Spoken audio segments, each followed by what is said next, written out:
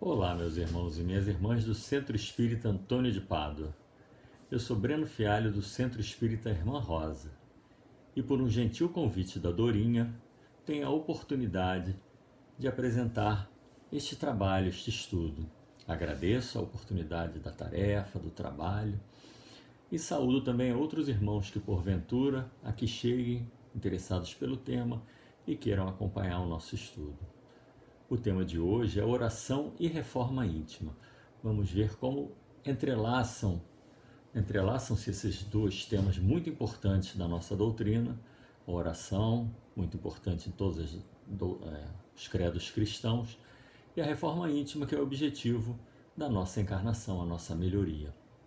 Para começar, então, vamos orar.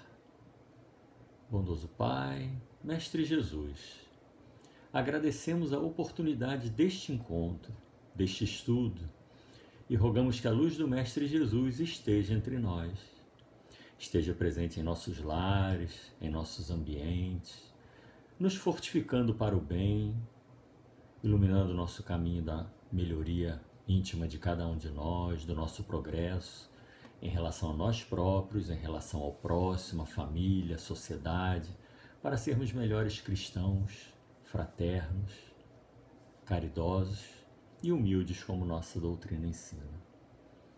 Graças a Deus, assim seja. Bom, então vamos falar de oração e reforma íntima. Para usarmos esses dois expedientes, a oração e o objetivo da reforma íntima, como uma junção desses dois para nosso benefício.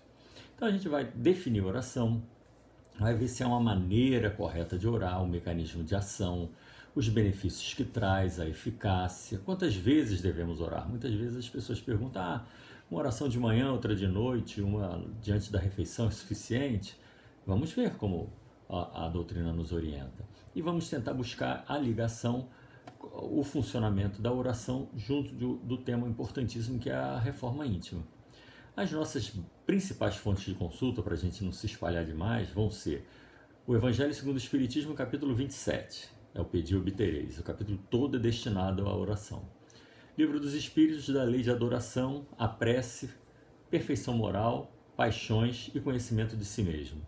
A Gênese, capítulo 14, os fluidos, natureza e propriedade dos fluidos. Revista Espírita, janeiro de 1866, tem um artigo Considerações sobre a prece no Espiritismo. E como talvez a principal fonte dessas citadas, não vamos expandir demais, não vamos buscar os benfeitores Emmanuel, André Luiz, Joana de Ângeles, que senão o trabalho ficaria muito extenso. Mas tem muita exemplificação nas histórias, na vivência, na orientação desses benfeitores e de muitos outros. Mas vamos direto ao capítulo 27 do nosso Evangelho, e ali Kardec abre trazendo orientações claras de Jesus com relação à oração. Primeira, quando orardes, não vos assemelheis aos hipócritas que ficam em pé nas sinagogas e nas esquinas para serem vistos. Quando quiserdes orar, entrai em vosso quarto e com a porta fechada orai ao vosso Pai em segredo. Então a primeira orientação é a discrição. Ninguém precisa perceber, saber que você está em oração. A oração é algo discreto, é algo particular. Outra orientação de Jesus, não faleis muito em vossas preces como fazem os pagãos, que pensam que é pela quantidade de palavras que são atendidos. Então a prece é sucinta, a prece é ligeira, a prece na verdade ela é carregada de sentimentos, e o sentimento não precisa ser verbalizado ao extremo. E outra, que já vai puxar um pouquinho da gente para a reforma íntima, para a nossa vigilância e nossa melhoria, quando vos apresentardes para orar, se tiverdes alguma coisa contra alguém, perdoai-lhe, a fim de que vosso Pai que está nos céus perdoe também os vossos pecados. Se não lhe perdoardes, vosso Pai que está nos céus também não perdoará os vossos. Ou seja, isso já nos leva para o bem-aventurados, os que são misericordiosos, nosso capítulo 10 do Evangelho, que ali vai nos falar de situações importantes, de modificações importantes, ações importantes que devemos buscar para a nossa melhoria, que é reconciliar-se com o adversário, é não julgar e é perdoar. Então aqui ele coloca o perdão como uma condição, de não ter nada contra ninguém, como uma condição para fazer a oração. Bem, mas vamos vamos definir a oração. Nós temos isso de forma muito clara no Livro dos Espíritos, questão 659. Kardec deixa a pergunta: qual é o caráter geral da prece? Resposta: a prece é um ato de adoração. E agora? Adoração, como vamos definir isso? Tranquilo. 10 perguntas antes, Kardec já havia deixado a pergunta: em que consiste a adoração? Resposta: é a elevação do pensamento a Deus. Fazemos, né, uma fala muito comum entre nós: vamos elevar o pensamento a Deus. Então, isso é adorar a Deus, é se aproximar. Está aqui na resposta ainda da 649. Pela adoração, a alma se aproxima dele. E a adoração é feita com respeito, reverência, admiração e humildade. Voltando então para a questão 659, que fala que a prece é um ato de adoração. Vem outra definição: orar a Deus é pensar nele, é se aproximar dele, é se colocar em comunicação com ele. Olha que bacana, pensar em Deus, aproximar-se de Deus e colocar-se em comunicação com Deus. Só por isso, por essa definição, já poderíamos garantir que a prece é algo que nos faz bem, é algo que nos eleva. Pela prece podem-se propor 3 coisas: louvar, pedir e agradecer. Podemos orar por nós mesmos, por outras pessoas, pelos vivos e pelos mortos. Isso é muito claro. Por nós mesmos é muito tranquilo, toda hora estamos orando, pedindo algo por nós. Por outras pessoas, pedimos por amigos, entes queridos, e se já tivermos um acréscimo de caridade, oramos também por aqueles que não nos são tão simpáticos, né? Vamos dizer assim: vai orar pelo desafeto. Talvez nem tenhamos desafeto alguns, mas então pelas pessoas que não nos são tão queridas. Pelos vivos, natural, e pelos mortos. A oração pelo desencarnado é muito importante, porque é um gesto de amor. No capítulo 27 nos fala: os espíritos sofredores clamam por preces, e elas lhes são proveitosas, porque ao ver que são lembrados, sentem-se mais reconfortados e menos infelizes. Além disso, a prece reanima a coragem deles, o desejo deles se elevarem pelo arrependimento e pela reparação, desviá-los do pensamento do mal. Isso alivia e abrevia o sofrimento deles. Ou seja, saber que alguém está orando, mesmo sem ser nominalmente, todos nós devemos orar, deixar um trechinho da nossa prece pelo sofredor, por aqueles que não têm a certeza que desencarnaram, estão inseguros, por aqueles que não sabem o caminho a seguir sem o corpo material, aqueles que estão apegados ainda aos afetos, às paixões. Então, deixar um trechinho da nossa prece por eles é um gesto de caridade, é um amor que desenvolve em cada um de nós. O poder da prece está no pensamento, não depende de palavras, de lugar, de momento ou de forma. Então aqui o nosso Evangelho traz uma definição muito interessante: não tem que ficar falando, a nossa prece pode ser só do pensamento. E não depende de lugar, momento ou forma. Então podemos orar no transporte coletivo, no caminho para o trabalho, na volta do trabalho, podemos orar andando, caminhando, indo às compras, em qualquer momento. Podemos orar, não depende de lugar, de forma, de momento nem de palavras. Há que se destacar aqui um raciocínio interessante. Kardec usava muito a argumentação contrária para desenvolver o seu próprio raciocínio.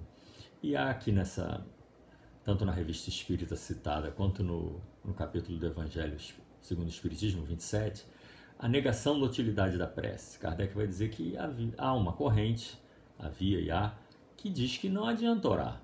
Porque se nós estamos submetidos a leis eternas, imutáveis, de amor, de bondade, de justiça, de ação e reação, ora, então não temos que pedir nada nem agradecer nada, porque já está tudo determinado como será. E aí Kardec vai levar o argumento dele para trazer a ideia correta, que há leis naturais imutáveis que Deus não vai anular de acordo com o capricho de cada um. Então, as determinadas situações importantes que nós concordamos, combinamos no plano reencarnatório de acontecer, vão acontecer, salvo algum atenuante, como o apóstolo Pedro nos orientou, que o amor cobre a multidão dos pecados. Mas temos as situações que nós acordamos antes da reencarnação. Mas ele fala: mas daí acreditar que todas as circunstâncias da vida estejam submetidas ao que se chama fatalidade, há uma grande diferença, porque ocorrem diversas pequenas coisas, às vezes nem tão pequenas, mas que não mudam a nossa vida, mas podem nos trazer uma determinada alegria ou uma determinada aflição, pequenos incidentes, pequenos acidentes, que a falta de prece, a falta de fé, de proteção, acabam gerando um desconforto. E Kardec vai dizer que Deus nos deu razão e inteligência para utilizarmos elas. Razão estamos ainda desenvolvendo, inteligência já desenvolvemos bastante, nos deu vontade para querer, embora muitas pessoas não manifestem a vontade, a gente vai falar um pouco de vontade, que é algo muito importante de estudo na nossa doutrina, e nos deu atividade, nós somos capazes de ação, por mesmo que tenhamos algumas limitações, alguns de nós, seja de movimento, de ligeireza, de raciocínio em algumas situações, mas nós temos ação.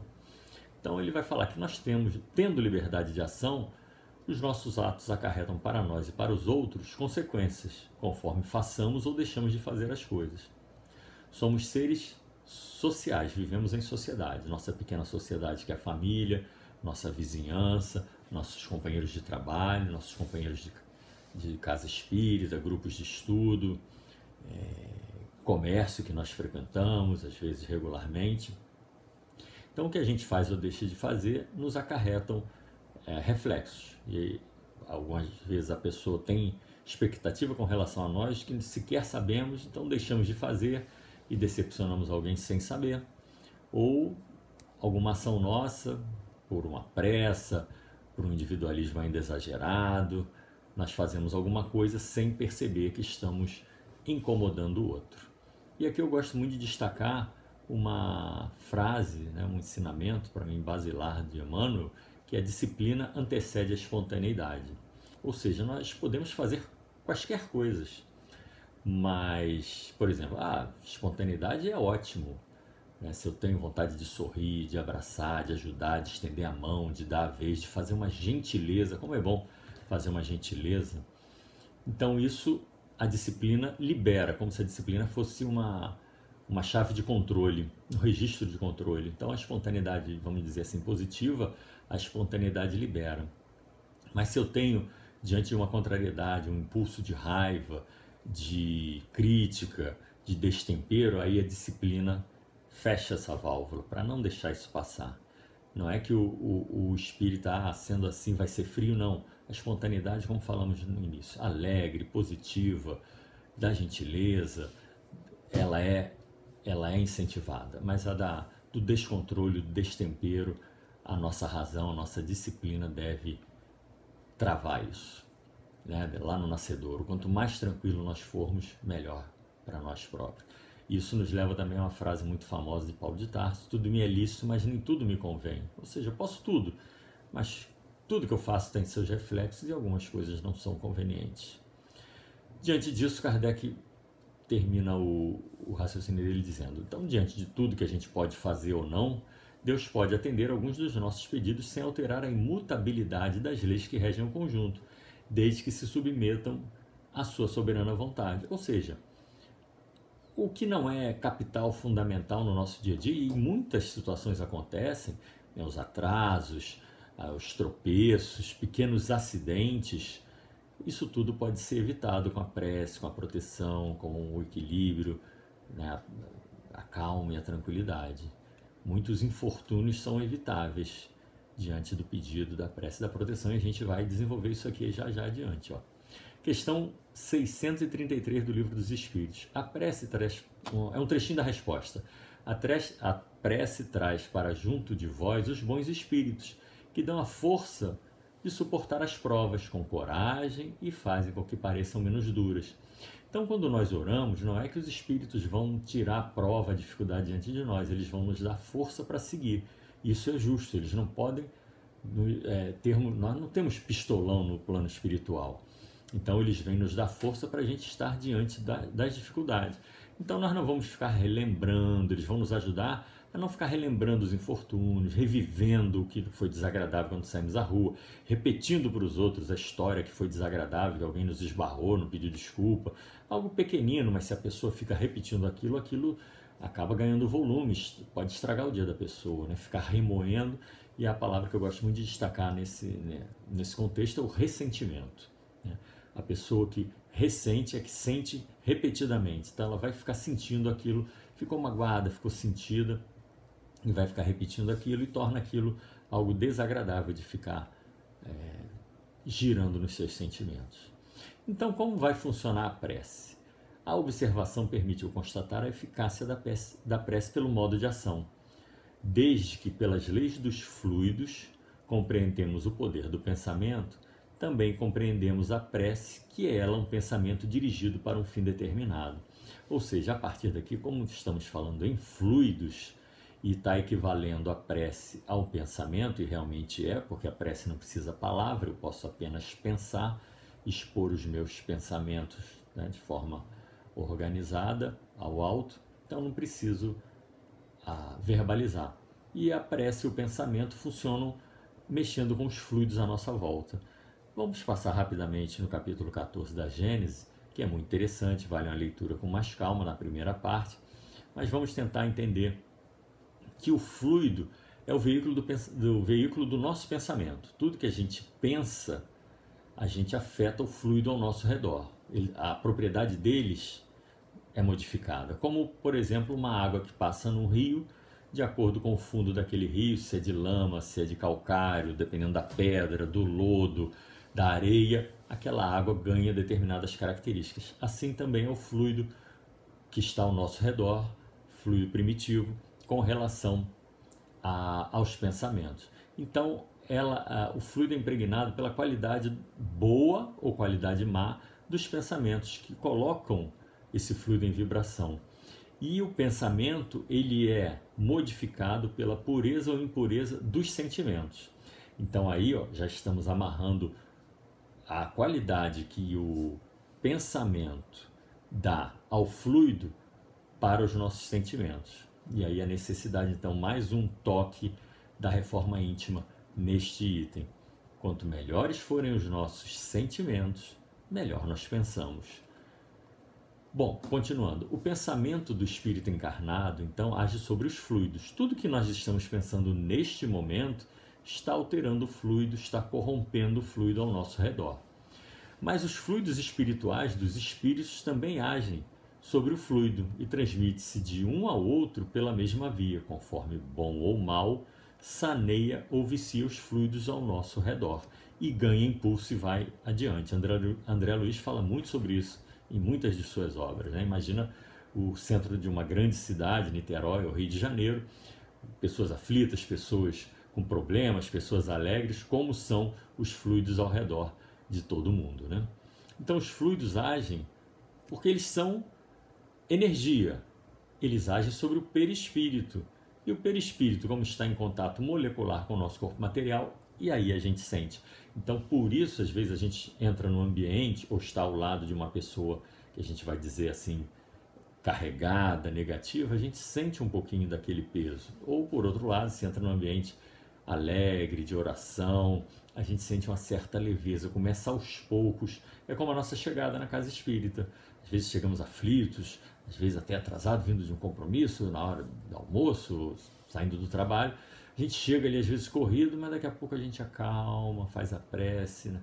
Outras palavras que a gente gosta muito de usar, entramos em sintonia com aquela vibração amorosa do ambiente. A mesma coisa a gente deve tentar fazer em nossos lares, no ambiente de trabalho, o que possível, né? Para manter esses ambientes sãos, né? Saudáveis. Então não é necessário que o pensamento seja expresso em palavras.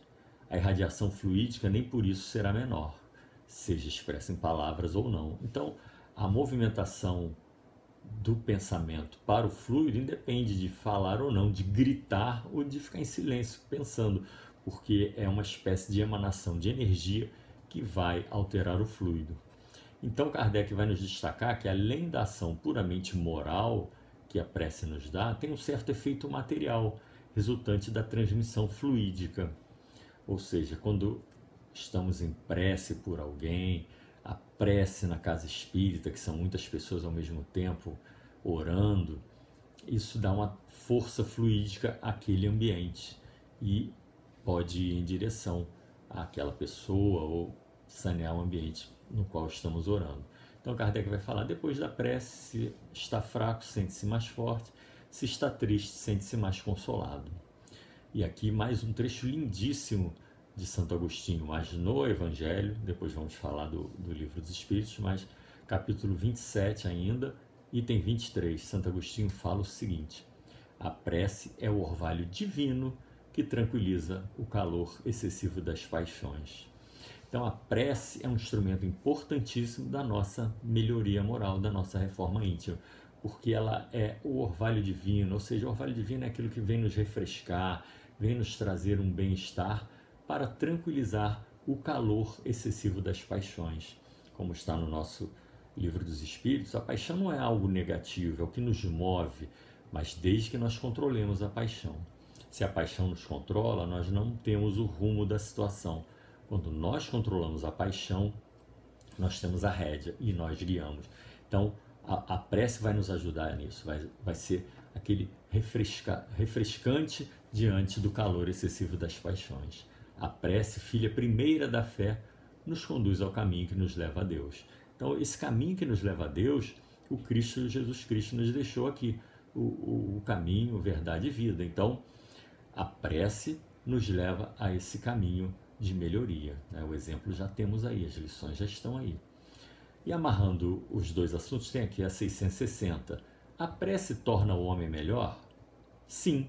Olha só, então aqui temos a oração e reforma íntima de mãos dadas na questão 660. A prece torna o homem melhor? Sim. Quem ora com fervor e confiança é mais forte contra as tentações do mal, e Deus envia bons espíritos para assisti-lo.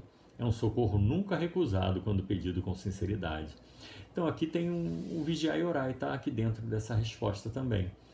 Porque se nós sentimos, se vigiamos a nós mesmos, se nos conhecemos um pouco e percebemos um pensamento ruim, negativo, que às vezes até encontra sintonia em nós, somos seres ainda em evolução, e vem um pensamento de crítica, um pensamento de raiva contra alguém, se a gente percebe isso, estamos vigilantes, a gente entra em prece, e os bons espíritos vêm nos intuir para mudarmos o tipo de pensamento. É como se solicitássemos bons conselhos, e os espíritos vêm nos intuir bons conselhos.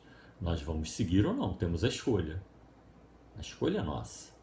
Até mesmo de orar ou não orar, diante de um pensamento negativo, ruim. Muitas vezes a gente consegue até identificar, nossa, que eu estou pensando isso? Não é meu.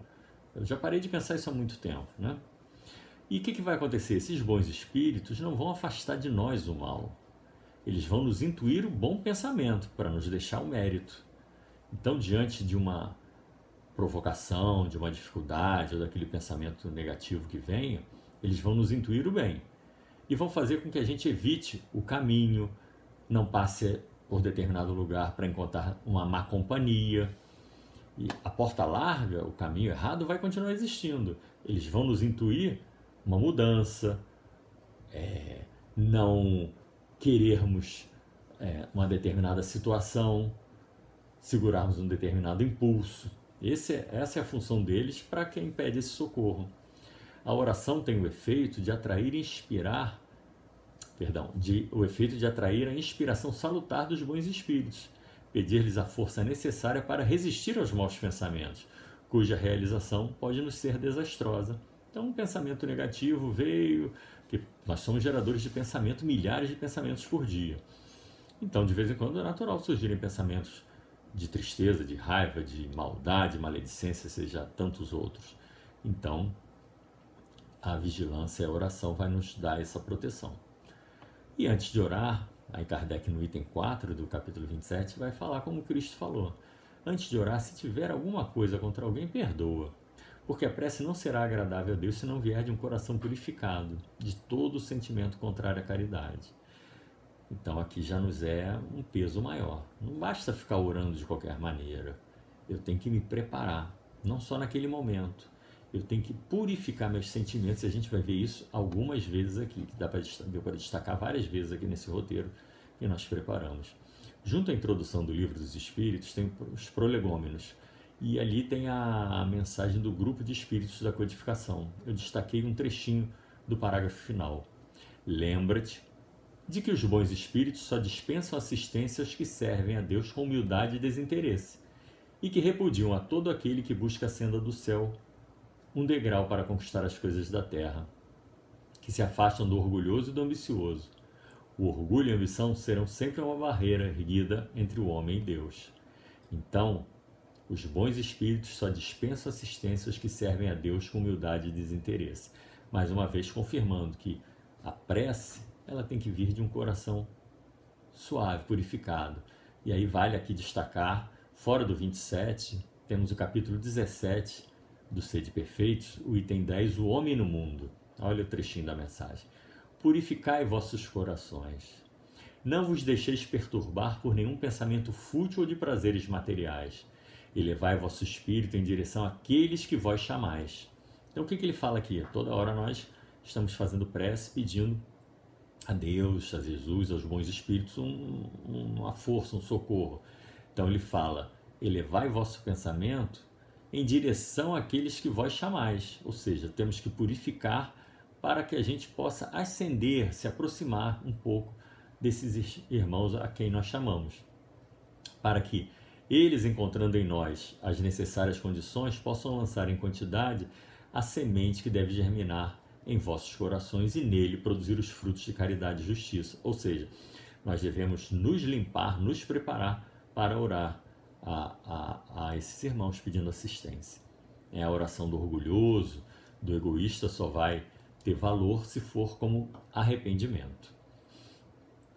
E gosto de destacar, se alguém quiser, quando acabar isso aqui, amanhã, mas outro dia, eu queria ler um trechinho sobre oração.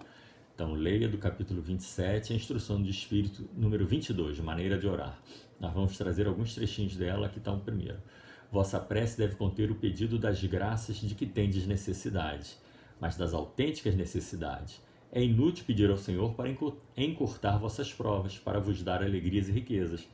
Claro, nós já combinamos determinadas provas e expiações, aceitamos, então não adianta aqui ficar pedindo para aliviar. O que nós podemos pedir é força para seguir adiante, é o que ele vai falar aqui logo logo.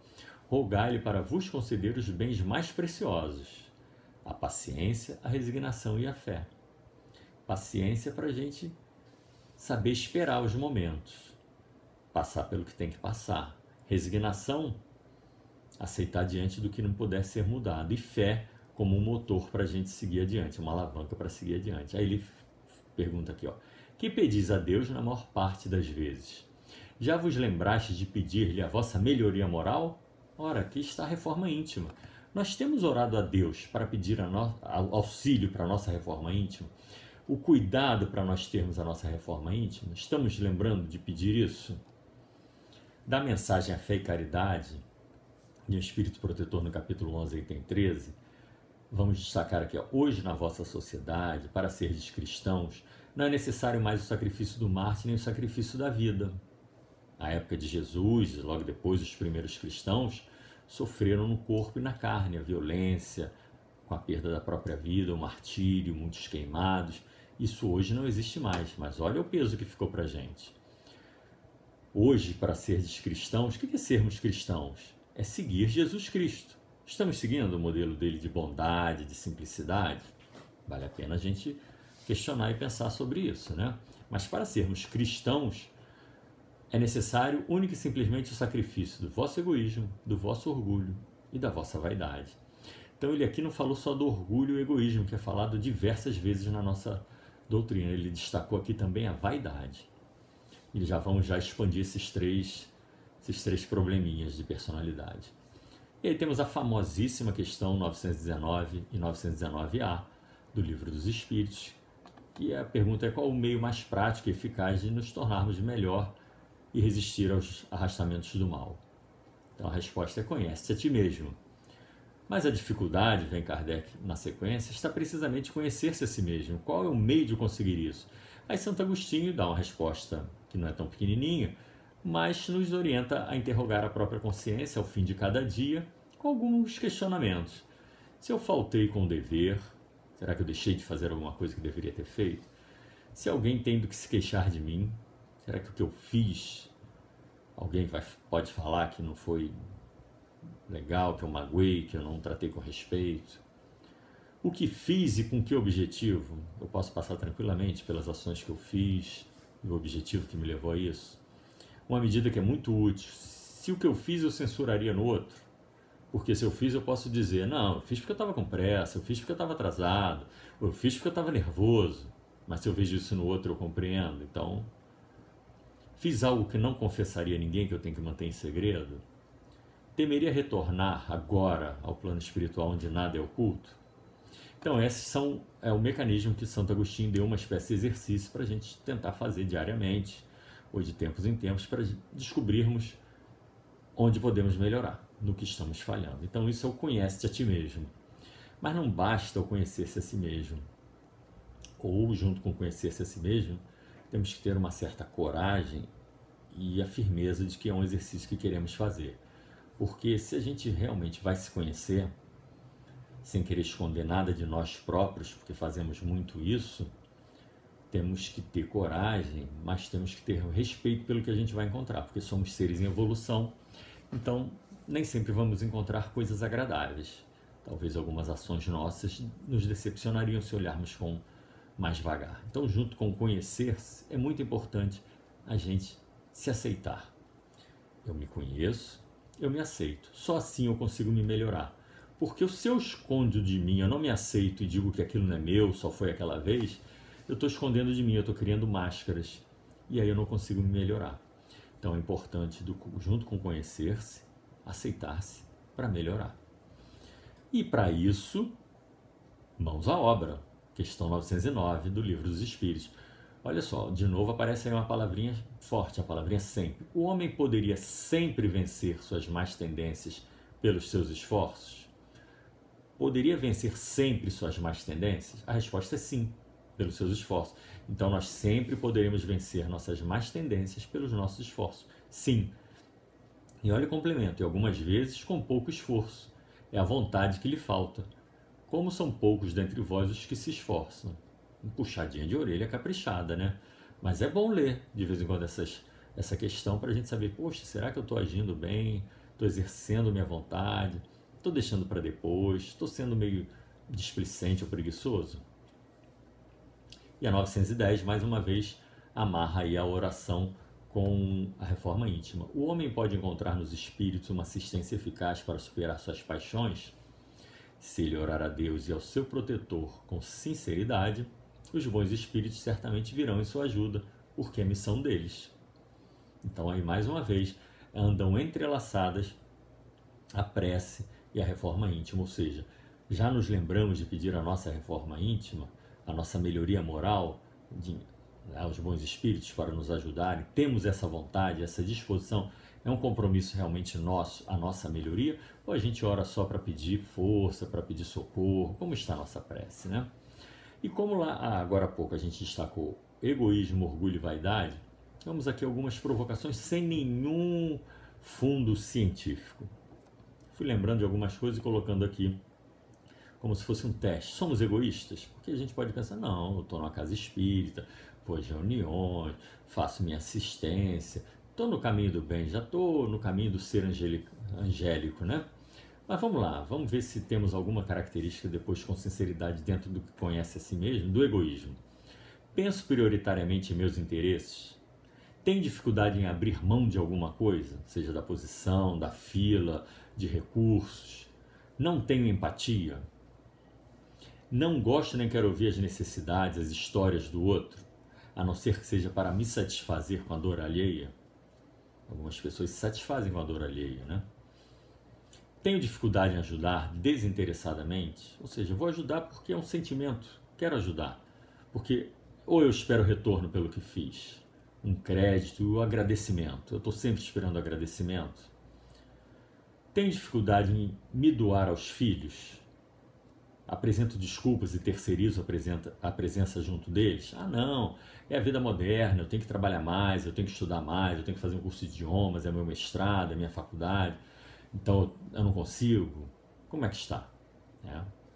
O egoísta pensa primeiro em si do que no outro, então acaba terceirizando essa relação, muito comum na vida moderna. Mas qual é o móvel? O que está movendo isso?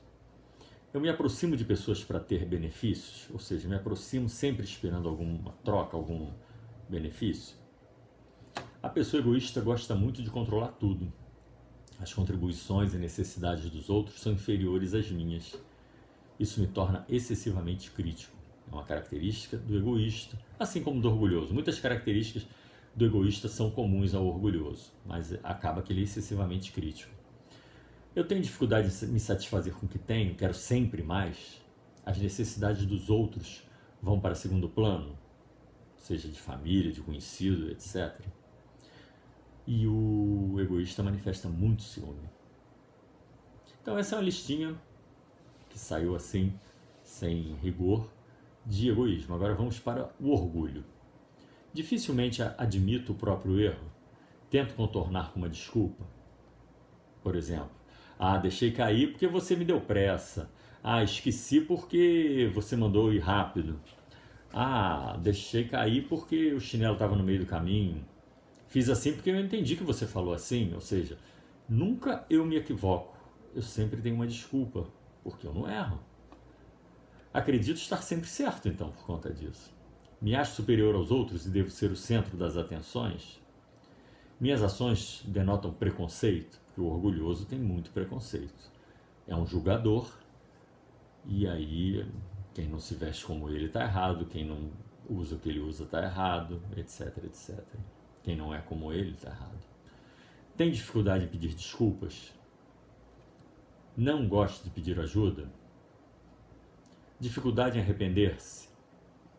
Após uma discussão, uma divergência, apresenta dificuldade para a reaproximação? É suscetível a ter sempre o orgulho ferido? E a experiência desagradável contada muitas vezes, é o que nós falamos mais acima, o ressentimento.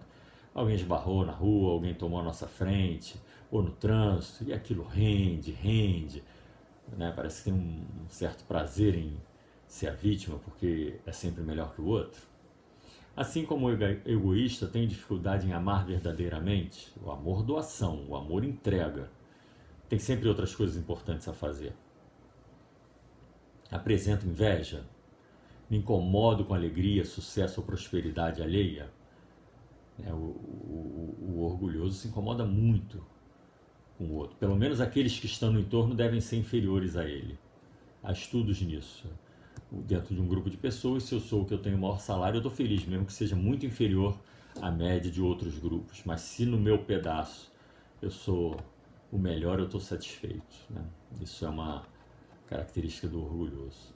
Outra característica muito comum é tem opinião para tudo. Qualquer assunto eu sou resoluto, eu entendo, se é de culinária eu falo, se é de religião eu falo, se é de política eu falo, tenho opinião para tudo, se é de futebol eu sei, se é de Olimpíada eu sei, se é de ginástica olímpica eu sei, enfim, sabe um pouco disso, se é de televisão eu sei, a pessoa sabe de tudo um pouco e é o que tem que dar a palavra final, é uma característica também própria. Não sabe receber críticas e conselhos que tragam nova sugestão, denotando uma certa rigidez, já que eu sou certo, como é que alguém vai me dar uma sugestão diferente? Pelo contrário, acaba criticando sempre os outros. Aqui eu queria destacar junto com, dentro do orgulho, um filho dele muito insidioso, muito espertinho, que é a maledicência, que é o falar mal do outro, é ver e destacar o defeito do outro. Está no nosso capítulo 10 do Evangelho também. Ver o cisco no olho do outro e não ver a trave no próprio olho. Quando a gente consegue evitar a maledicência, seja de pessoa desconhecida que venha com a roupa diferente, que venha com a tatuagem diferente, com o cabelo diferente, somos todos diferentes. Somos parecidos em muitas coisas, queremos saúde, alegria, felicidade, mas cada um bota uma roupa diferente, cada um bota um acessório diferente. Somos diferentes, somos uma riqueza étnica grande, somos seres humanos reencarnados, somos espíritos reencarnantes. Bom, então, evitando a maledicência, eu exercito em mim a tolerância. Porque eu paro de falar mal do outro, então eu passo a tolerar. É um irmão meu que está vindo ali, simplesmente só é alguma característica diferente, uma escolha diferente. Então, quando eu tolero, eu compreendo. E aí passa a não cultivar mais preconceito. Nós, espíritas, não devemos guardar nenhum preconceito. Isso seria um assunto para estender também. Mas nós somos seres reencarnantes. Para que ter preconceito contra qualquer situação do outro? A melhor maneira de curar o preconceito que a espiritualidade pode nos arrumar é nos colocar no lugar do outro na próxima encarnação, não é? Então, para que guardar preconceito? Não, estamos todos na escola aprendendo. E para finalizar os três, né, falando de egoísmo, um pouquinho de orgulho, vamos para a vaidade. Apresenta um certo narcisismo, amor exagerado em relação a mim mesmo. Penso ser mais do que sou, exagero minhas capacidades. Procuro sempre me destacar no grupo. Trato os outros como objeto para minha satisfação, manipulo. Me irrito quando não recebo a atenção que julgo merecer. Tem um pouco também de egoísmo, de orgulho, né? Me importo muito com a própria aparência. E nos dias atuais, com as redes sociais, né, a gente pode destacar aí a preocupação principalmente de corpo, de rosto, alterações, busca de alteração de rosto, simetria, diversos tratamentos que vão avançando também. Então, isso é uma característica da vaidade exagerada pela qual nós estamos passando no momento. Algumas outras características importantes que devemos modificar, e são muitas outras, mas destaco aqui cólera e impaciência, né? Uma raivinha às vezes, a impaciência nesse mundo corrido, na cidade tão atribulada em que vivemos, cheio de fila para tudo. É comum, às vezes eu estou numa fila, a pessoa atrás está sem paciência, fazendo um monte de barulhinho. Então é uma característica a vencer, né? Paciência. Desequilíbrio na área sexual, né? Divaldo Franco sempre destaca isso também, a nossa sociedade muito erotizada, e isso acaba incentivando, e Emmanuel e André Luiz também destacam algumas de suas obras, agora não vou saber em qual obra, não me recordo, que um fala 2/3, o outro fala 70% da população em torno do nosso planeta, entre encarnados e desencarnados, guardam algum desequilíbrio na área sexual. Então é muito importante a gente ter um cuidado, uma vigilância nessa área. Compulsão alimentar, que muitas vezes é reflexo de alguma outra insegurança, e medo exagerado, né? Tem departamentos específicos no plano espiritual para tratamento do medo. Bom, e muitas outras situações, né? E voltando então à mensagem que eu destaquei no item 22 do capítulo 27, volta o instrutor a falar: pedi antes de todas as coisas vossa melhoria, e vereis a imensidão de graças e consolações que se derramarão sobre vós. Então é esse comprometimento, é orar, e temos aí como a ferramenta para a nossa reforma íntima a oração pela nossa melhoria. E um trechinho que vale destacar também no capítulo 27 é sobre a eficácia, e tem um que fala que a prece é 100% de eficácia, porque ali está novamente a palavra sempre. Mas não é que eu sempre terei saúde, até porque muitas vezes na nossa prova ou expiação nós temos a saúde a nos trazer problemas para desenvolvimento espiritual. Mas há, no capítulo 27, um trechinho que fala: Deus sempre lhe dará. O que Ele sempre nos dará, então, se nós pedirmos com confiança? É a coragem, a paciência e a resignação. Parecido com o que o Espírito Instrutor falou agora há pouco, só que no lugar da coragem ele disse fé. Então, olha só, coragem para nos mover, nos colocar sempre em movimento, para irmos adiante. Paciência para saber esperar, maturar as nossas ações. E a resignação, aceitação diante do que não pode ser modificado naquele momento. Mais tarde pode ser que surja uma situação que modifique. Então, Deus sempre lhe dará a coragem, a paciência e a resignação. Quando se dirigir a Ele com confiança, Ele inspirará os meios de se livrar das dificuldades por si mesmo, ajudado pelas ideias que fará os bons espíritos lhe sugerir, deixando o mérito da ação. Então, coragem, paciência e resignação nós sempre alcançaremos se pedirmos com fé e coragem, e aí temos que exercitar, ou seja, diante da fila não vamos mais ficar com impaciência, chiando, reclamando, falando mal do operador do caixa, do funcionário do banco. A gente vai aprender a esperar, compreendendo que estamos no mundo de provas e expiações, mas também porque estamos desenvolvendo a paciência. E Deus ampara os que se ajudam a si mesmos, dentro da máxima ajudai-vos e o céu vos ajudará, e não a quem espera um socorro mágico, né? Então devemos nos mover na direção daquilo que pedimos e continuar pedindo. E aí continuar pedindo como assim? Quantas vezes devemos orar? Temos aqui algumas passagens a destacar. O primeiro dever de toda criatura humana, o primeiro ato que deve assinalar o seu retorno à vida ativa a cada dia é a prece. Então aqui já é a primeira orientação. Acordei, vou orar. Agradecer com humildade os benefícios recebidos até aquela data, pela noite transcorrida, encontro com amigos e guias que renovaram as nossas forças. Voltando ao homem no mundo, que o item 10 do capítulo 17, está lá. Quando se começa ou termina uma obra, deveis elevar o pensamento a ele, a Deus, e pedir-lhe no impulso da alma proteção para nela ter êxito e sua bênção para a obra acabada.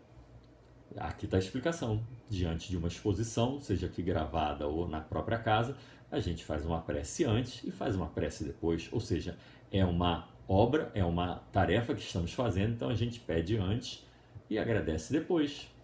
E aí ele continua: o que quer que façais, ligai vosso pensamento à fonte suprema de todas as coisas e não façais nada sem que a lembrança de Deus purifique e santifique seus atos. Ou seja, então tudo que a gente fizer, estamos ligados a Deus. Então, em vez de ficar pensando no outro, pensando bobagem, falando mal do outro, se vamos à rua, a gente pede, conversa com Deus, pede proteção, vai pedindo luz àqueles que passam por nós na rua.